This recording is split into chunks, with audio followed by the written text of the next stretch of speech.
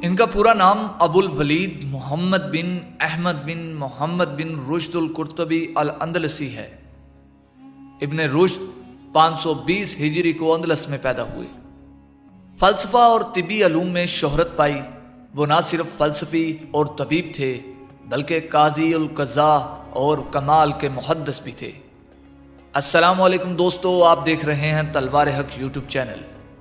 मैं हूं आपका दोस्त राव ज़ुबैर।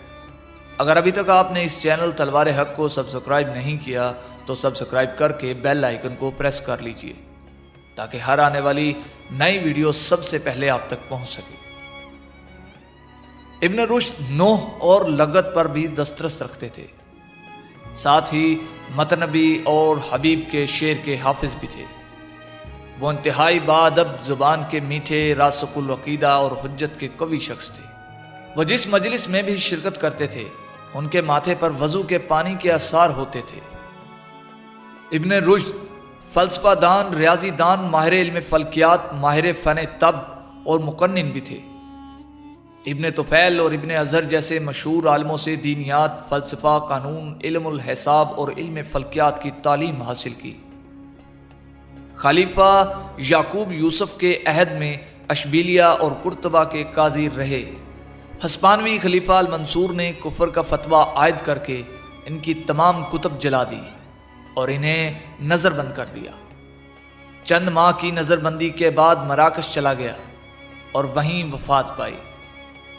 अरस्तु के फ़लसफ़े पर नहायत सीर हासिल शरीहें लिखीं जिनके लातीनी और अरबी के अलावा यूरोप के मुख्तलिफ ज़बानों में तर्जमे हो चुके हैं।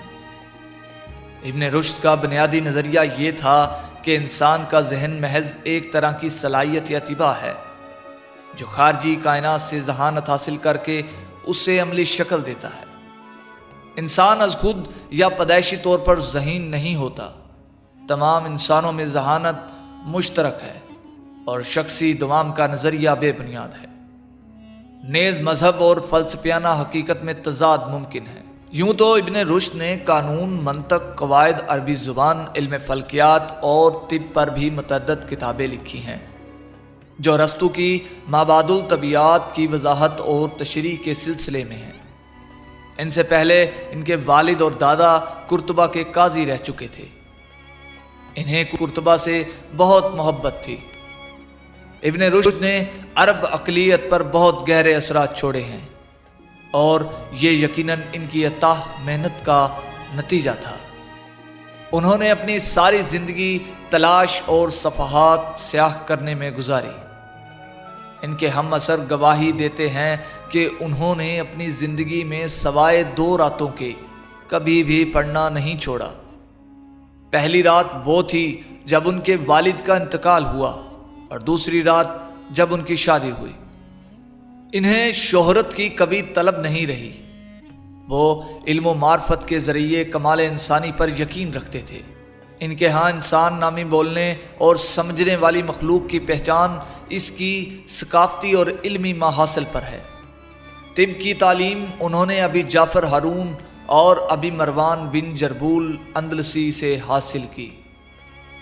मालूम होता है कि अपने ज़माने के मशहूर तबीब अबी मरवान बिन ज़ुहर से इनकी काफ़ी दोस्ती थी। हालांकि तिब के शोबा में वो बहुत उभरे, मगर उनकी शोहरत की असल वजह इनका फ़लसफ़ा और वो किरदार था जिसने ना सिर्फ अरब अक़लियत पर गहरे असरात मरतब किए बल्कि लातीनी फ़िक्र को भी खूब असरअंदाज किया। इब्ने रुश्द अव्वल तो फ़लसफ़ा और शरीयत में मुवाफ़क़त पैदा करना चाहते थे और अक़ीदा को मुतक़ल्लिमीन के मुग़ालतात और ख़ास तौर से इमाम गज़ाली की आमेज़िश से पाक करना चाहते थे। दोम ये कि वो अरस्तु के फ़लसफ़ा को मुस्तक़बिल में दरपेश आने वाले मसाइल से निमटने के लिए क़ब्ल अज़ वक्त हल पेश करने और इसे अनजान अनासर से पाक करके इससे आगे बढ़ना चाहते थे। इब्ने रुश्द ने अशबिलिया में काजी का मनसब संभाला और खलीफा अल महदी अबी याकूब यूसुफ के कहने पर अरस्तु के आसार की तफसीर लिखनी शुरू की। वो खलीफा की खिदमत में मशहूर फ़लसफ़ी इब्ने तुफ़ैल के ज़रिए से आए थे। फिर वो कुर्तबा चले गए और काज़ी उल क़ज़ा का मनसब संभाला। اس سے 10 سال بعد مراکش میں خلیفہ کے خاص طبیب کی حیثیت سے متعین ہوئے، مگر سیاست اور نئے خلیفہ ابو یوسف یعقوب المنصور کی فلسفیوں سے نفرت اور حاسدین کی سازشوں نے خلیفہ کو مجبور کر دیا کہ وہ اپنے قاضی القضاء اور طبیب خاص پر کفر کا الزام لگا کر اسے علی سینا یعنی قرطبہ کے پاس ایک چھوٹا سا شہر جس میں زیادہ تر یہودی آباد تھے میں ملک بدر کر دے۔ خلیفہ نے صرف اسی پر اکتفا نہیں کیا بلکہ ان کی تمام فلسفیانہ تصانیف کو آگ لگا دی اور طب، فلک اور حساب کے علاوہ فلسفہ سمیت تمام جملہ علوم پر پابندی عائد کر دی۔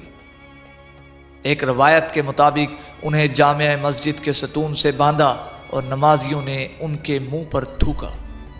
آگ نے حاقدین کے الزامات کی بیچ کے یہ فلسفی حق و ہدایت کے راستہ سے بہک گیا ہے، ایک عظیم دماغ کے نچوڑ اور برسا برس کی محنت کو جلا کر خاکستر کر دیا۔ بعد میں خلیفہ کو اپنی غلطی کا احساس ہوا اور وہ بالولید سے راضی ہو گئے اور انہیں اپنے دربار میں پھر سے شامل کر لیا، مگر اس وقت تک بہت دیر ہو چکی تھی اور زندگی کے 4 دن دونوں ہی کے پورے ہو چکے تھے۔ ابن رشد اور خلیفہ المنصور دونوں اسی سال یعنی 1198 کو مراکش میں انتقال کر گئے۔ اللہ تعالیٰ ابن رشد کو جنت الفردوس میں اعلیٰ مقام دے اور ان کے علم سے ہمیں استفادہ حاصل کرنے کی توفیق دے۔ اگر ویڈیو اچھی لگی تو ویڈیو کو لائک، شیئر اور سبسکرائب ضرور کر دیجیے گا۔